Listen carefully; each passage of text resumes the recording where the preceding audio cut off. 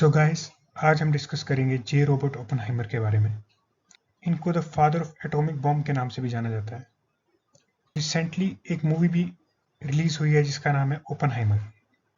और ओपेनहाइमर का connection India से इसलिए भी इतना ज़्यादा है क्योंकि उनको हिंदू टेक्स्ट में काफ़ी ज़्यादा इंटरेस्ट था और इसके लिए उन्होंने संस्कृत भी सीखी। तो आज हम इसी के बारे में डिस्कस करेंगे और उनकी बायोग्राफी के बारे में भी थोड़ा सा जानेंगे। तो चलो शुरू करते हैं।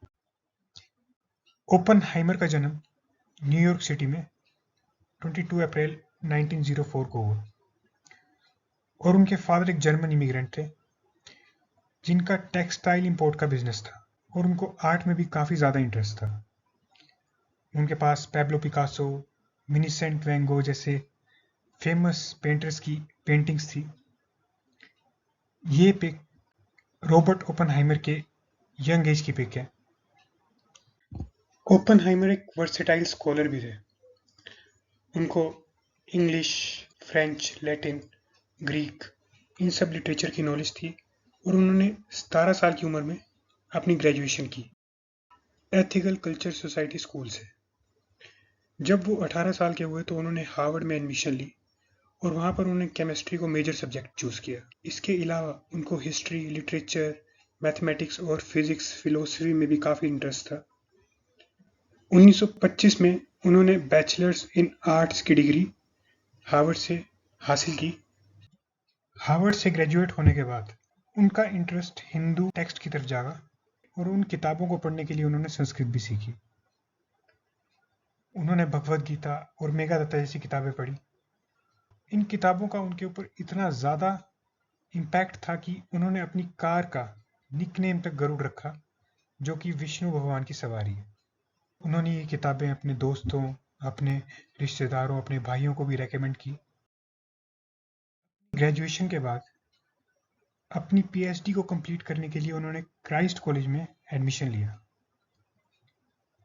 और क्राइस्ट कॉलेज में वो रदरफोर्ड के अंडर काम करना चाहते थे।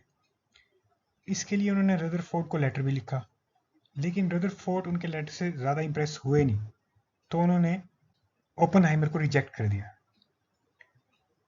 और बाद में ओपेनहाइमर ने जे थॉमसन के अंडर काम किया, जिनको इलेक्ट्रॉन्स की डिस्कवरी के लिए भी जाना जाता है। पर जे थॉमसन ने भी उनको एक ही शर्त पे रखा कि वो लैब के सारे असाइनमेंट खुद करेंगे। अब इन असाइनमेंट्स की वजह से ओपेनहाइमर का अपने ही सब्जेक्ट की तरफ इंटरेस्ट कम होने लगा, जिसकी वजह से अपने टीचर पैट्रिक ब्लैकेट के साथ भी उनके रिलेशन खराब हुए और उन्होंने कन्फेस किया कि उन्होंने पैट्रिक ब्लैकेट के डेस्क पे एक केमिकली डोज्ड सेब रखा था, जिसकी वजह से उनके ऊपर क्रिमिनल चार्जेस भी हो सकते थे और उनको कॉलेज से निकाला भी जा सकता था। बट यूनिवर्सिटी अथॉरिटीज़ को उनके पेरेंट्स ने कन्विंस किया और ओपेनहाइमर को कॉलेज से नहीं निकाला गया।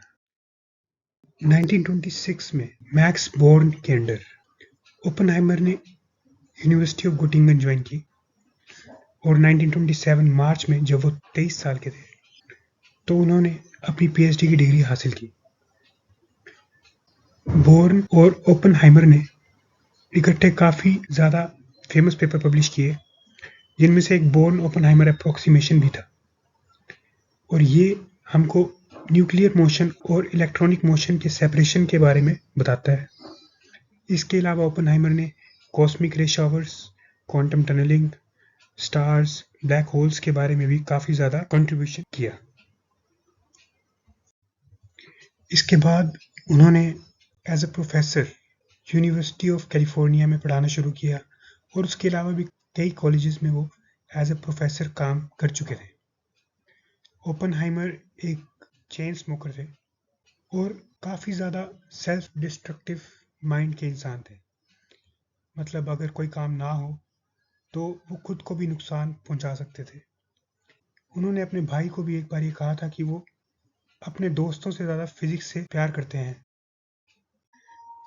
1936 में ओपेनहाइमर जीन टेडलॉक के साथ रिलेशनशिप में आए, बट उनका रिलेशनशिप ज़्यादा चला नहीं और ये भी पता चलता है कि 1944 में जीन टेडलॉक ने सुसाइड कमिट किया डिप्रेशन के चलते।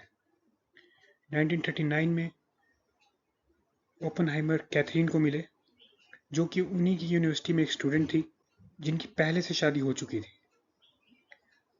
कैथरीन ने अपने फर्स्ट हस्बैंड से डिवोर्स लिया और ओपनहाइमर से 1940 में शादी की।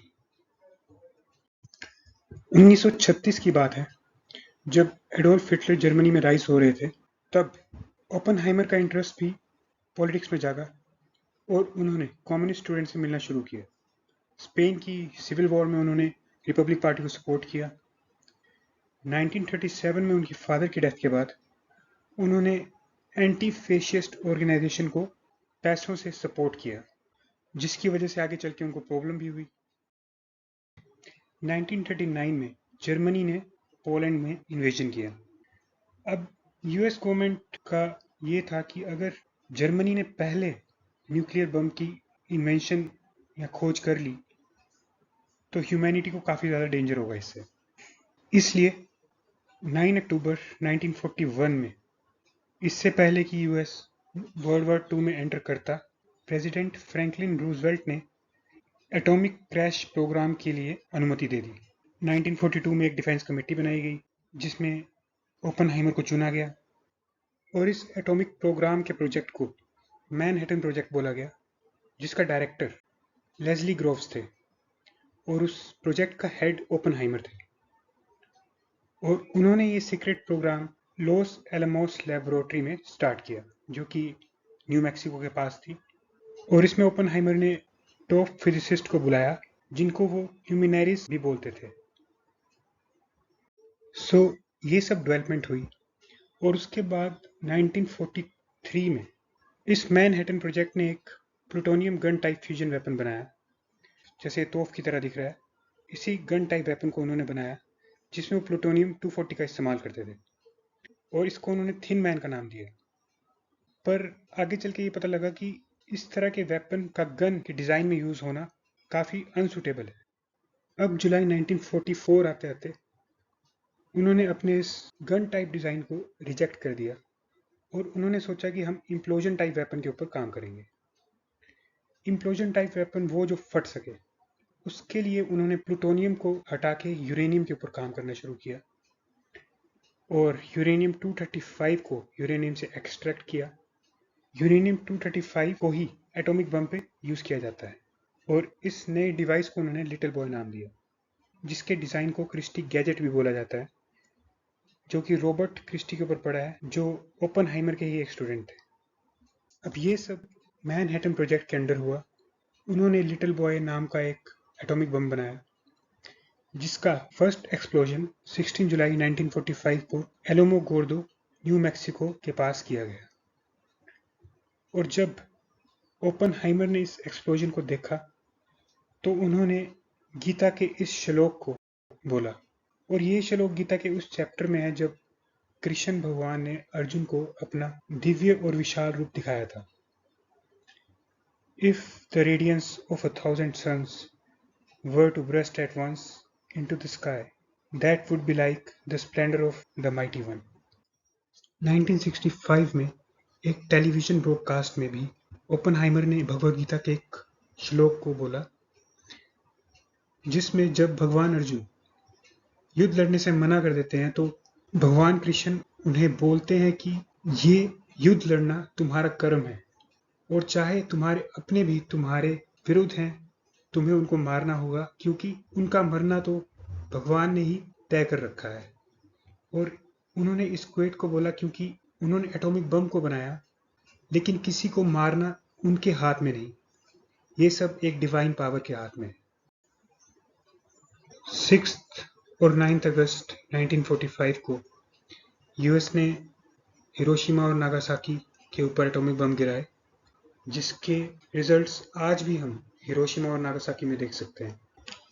1947 में Oppenheimer institute for advance study के हेड बने और एटॉमिक एनर्जी कमीशन के चेयरमैन भी।